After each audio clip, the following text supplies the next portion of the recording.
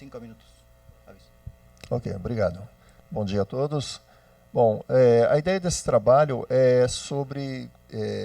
a gente fez um trabalho anterior estudando a dinâmica de NEOs, os objetos próximos da órbita da Terra, e identificamos um grupo deles que pode se movimentar para a região dos Centauros. Então a gente vai discutir um pouco os resultados associados a isso. Bom, para contextualizar, né, os Centauros, né, são corpos que ficam com pelo menos o pericentro da órbita deles na região dos planetas gigantes, tá? Entre Júpiter e Netuno, né, nessa região. E eles já têm diversos estudos que mostram que eles provavelmente vieram do cinturão da região transnetuniana, do disco espalhado. A maior parte deles teria vindo do disco espalhado, mas uma pequena parcela vindo de outras regiões ali dos TNOs ou da nuvem de Oort. Em média, eles têm um tempo de vida da ordem de 10 milhões de anos, né?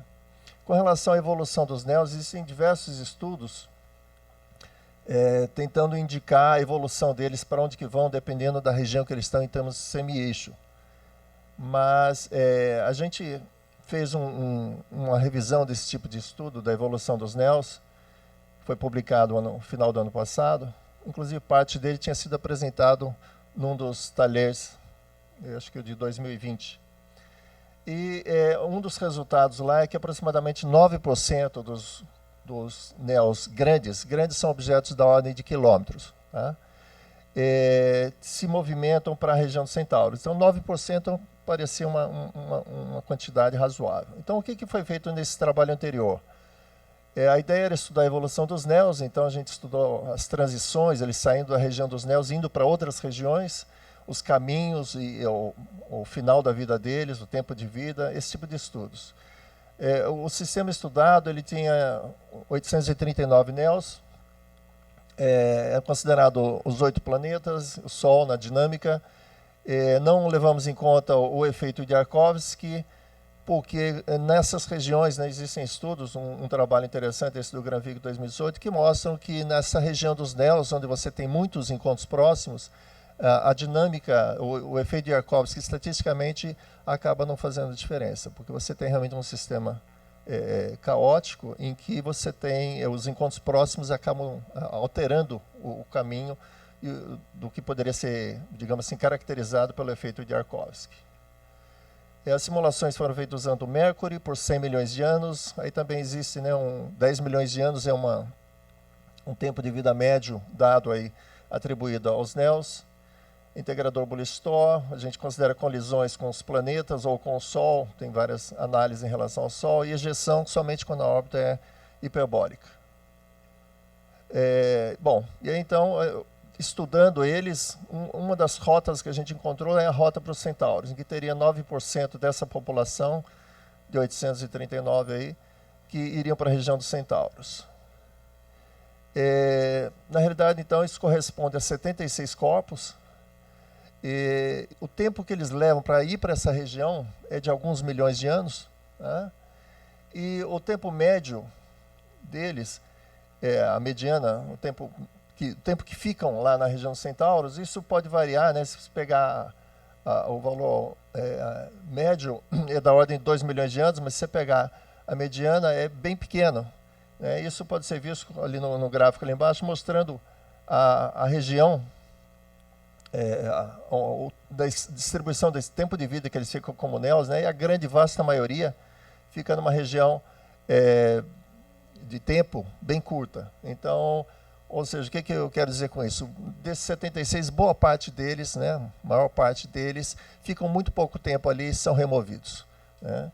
Então, o que nos interessa, na realidade, vai ser aqueles que ficaram por tempos mais longos, para a gente tentar entender como que são isso daí. E aí a gente chega ao número de 7 corpos. A gente tem 7 corpos, o que ainda não é desprezível.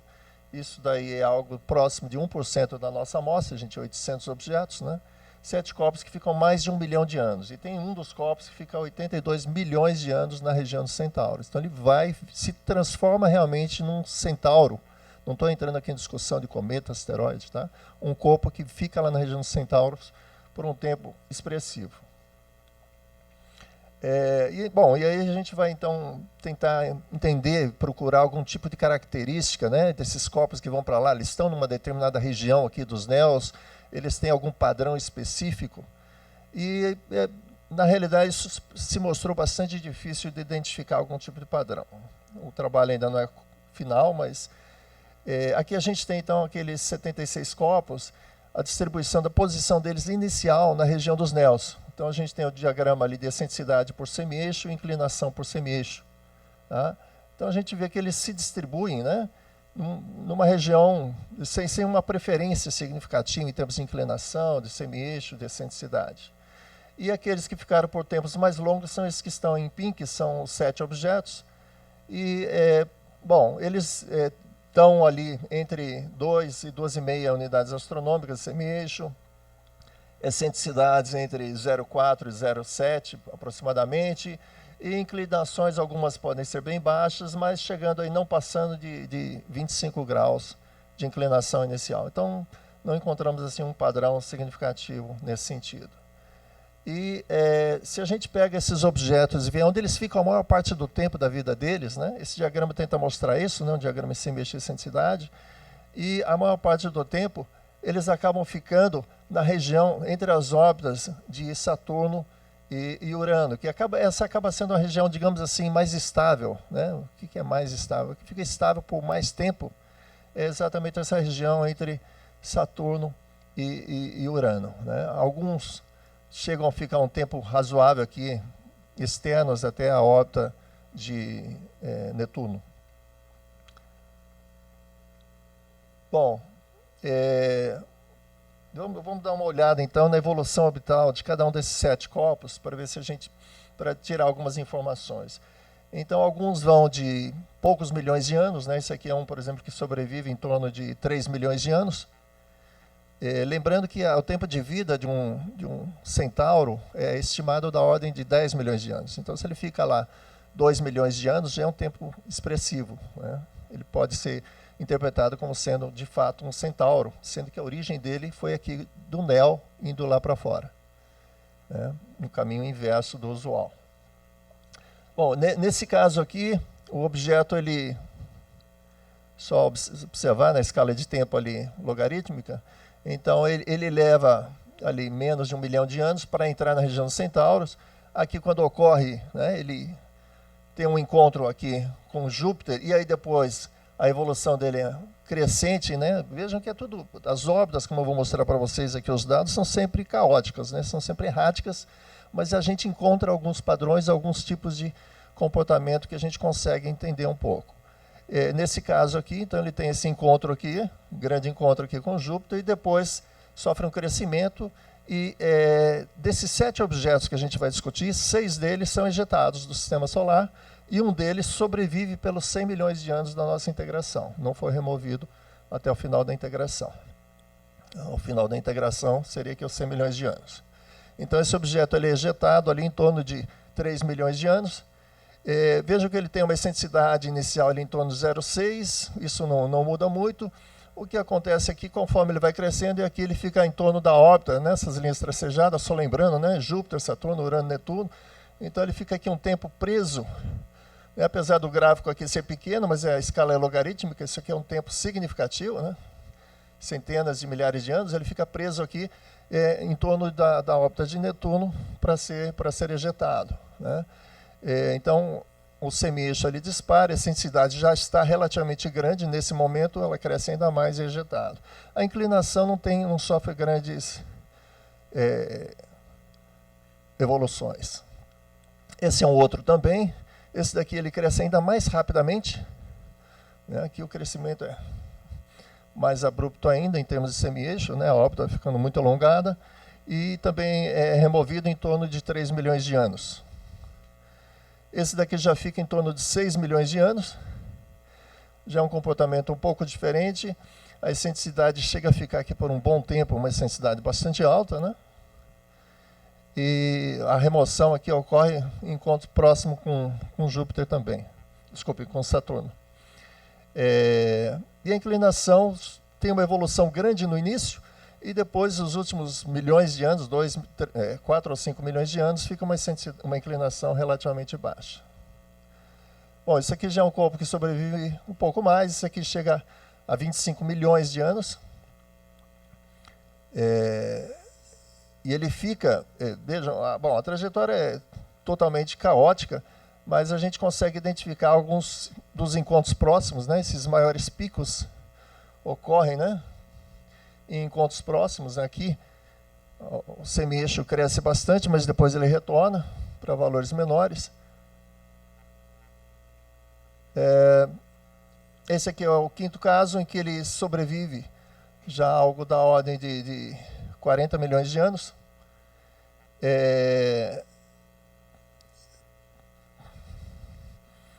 Bom, esse daqui não tem, aqui tem um outro aqui que tem algumas características mais interessantes. Esse daqui é um que tem umas características interessantes, que se a gente olha no semi-eixo, a evolução dele, a gente encontra vários platôs, né? E esses platôs estão associados a ressonâncias. Então ele vai de maneira errática, caótica, mas ele fica preso por certas etapas, durações que parecem pequenas ali, mas não são. São, no mínimo, centenas de milhares de anos, né, boa parte delas. E a gente identificou desses 7 corpos que 3 deles, pelo menos, têm uma influência muito grande aqui em Netuno. Eles ficam presos aqui ao redor da órbita de Netuno por um tempo significativo. Esse daqui é um daqueles que a inclinação cresceu mais, né? Chega ali algo próximo de 60 graus, começando com uma inclinação baixa. E esse aqui é o último caso, que é o caso que não foi ejetado, ele sobreviveu 100 milhões de integração, ficou mais de 80 milhões de anos na região dos centauros. Esse daqui tem uma característica, a gente está analisando em mais detalhes aqui, ele parece chegar a ficar praticamente quase co-orbital, mas é um co-orbital bastante caótico com Netuno. Ele chega a ficar ali quase em torno de 1 milhão de anos, com uma órbita, mais de 1 milhão de anos, com uma órbita, digamos assim, atrelada à órbita de Netuno por um bom tempo. Tá? E esse caso aqui também, ele sobrevive mais, uma das explicações por que ele sobrevive mais é a inclinação dele. A inclinação dele cresceu bastante, e quando a inclinação cresce bastante, os efeitos perturbativos dos planetas gigantes são mais escassos, né? Eles vão ter encontros próximos, relativamente próximos, somente nos nodos. Então, as órbitas vai para uma região, digamos assim, mais de segurança, em que ele consegue sobreviver por mais tempo. A gente ainda está fechando essa análise, né? Tentando ainda encontrar mais informações. E obrigado, graças.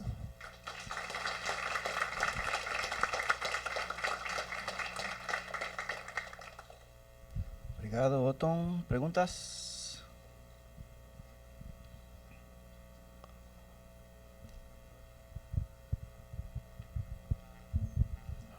Obrigado, Otton. Parabéns pelo trabalho. A minha pergunta é pensando nos maiores objetos, quer dizer, você falou que os maiores objetos que vocês estão estudando são os maiores NEOs, então algo na ordem de alguns quilômetros no máximo, né? Seria possível imaginar a implantação de objetos de dezenas de quilômetros por esse método, ou é indiferente? Eu sei que primeiro é difícil trazer eles para a região dos NEOs, né? Mas imaginando que houvesse algum, ele poderia seguir esse caminho também? Então, a gente está trabalhando com os reais, né?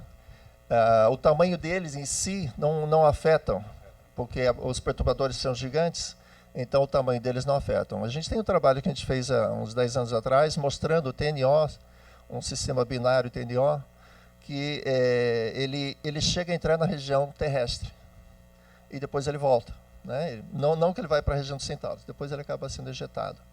Mas, então, teria que ter objetos aqui desse porte, o que não é encontrado, né? Não existem. Né?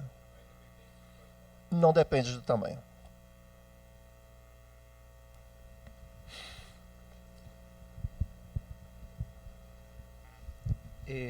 Como mostraste en las evoluciones, las evoluciones son caóticas debido a los encuentros con los planetas gigantes. Ustedes integraron solamente un objeto por objeto un solo caso. A lo que voy es que quizás se podría hacer una integración de clones para ver justamente la probabilidad, si refleja, digamos, ese número que vos decís del 1%, del 9%, cuando uno considera un conjunto de clones, ese número se mantiene o, bueno, varía, digamos, por el carácter caótico e diferente que tiene cada uma das evoluções. Sim, essa é uma questão interessante, né? Como a gente tem algo próximo de 1000 corpos, né? Então a gente já tem uma estatística, né? Os outros 750 não foram para essa região, então, mas seria uma outra maneira de confirmar a estatística dos valores. A gente entende que, como a gente está trabalhando com 800 corpos, isso já seria, não clones, mas já varreria um conjunto de possibilidades, né? Mas seria melhor fazer talvez digamos de maneira para ter uma estatística mais precisa, gerar clones. Gracias, doctor, por la charla. En un trabajo, creo que del 2005, Bailey y Malotra, ellos clasifican los centauros en dos clases, entre los que saltan de resonancia a resonancia y los que difunden. Y encuentran que el tiempo de vida es muy diferente uno de otro, siendo los que saltan de resonancia mucho más largo. No sé si vos identificás eso también. Eu não me recordo desse trabalho da Malhotra. Tem um trabalho de Horner que ele faz várias classificações em que ele vincula, por exemplo, o que a gente encontrou aqui, a classe dos Netunos, que são aqueles que ficam meio que presos, vinculados, não presos, vinculados à perturbação de Netuno, coisas assim. Esse da Malhotra eu não me recordo, vou dar uma olhada. É vinculado a ressonâncias. Sim, sim. A gente encontrou do 7, 2 ou 3 que aparecem claramente ressonâncias, mas a maioria, os outros não. Apareceu umas capturas aí que eram muitos milhões de anos em ressonância. Sim. Perguntas? A chegada nos centauros é direto dos Neos ou passa por outras classes? Não, a gente, nesse estudo, a gente não faz discussão sobre, a gente chama de objetos, né? Não entramos na discussão de cometa ou asteroide. A gente chama de regiões. Então, a gente definiu uma região, definiu baseado na literatura, uma região que seria da família de cometas da família de Júpiter. Então, eles passam por essa região, eles não saem dos Neos e vão para Centauros. Eles passam por essa região, na realidade, 70% dos objetos Neos vão para essa região. E aí, desses 70%, né, uma parcela vai para os centauros, que seriam esses 9% da amostra total. Eles não vão direto. Perguntas? Então, a gente agradece ao Tom de novo. Obrigado.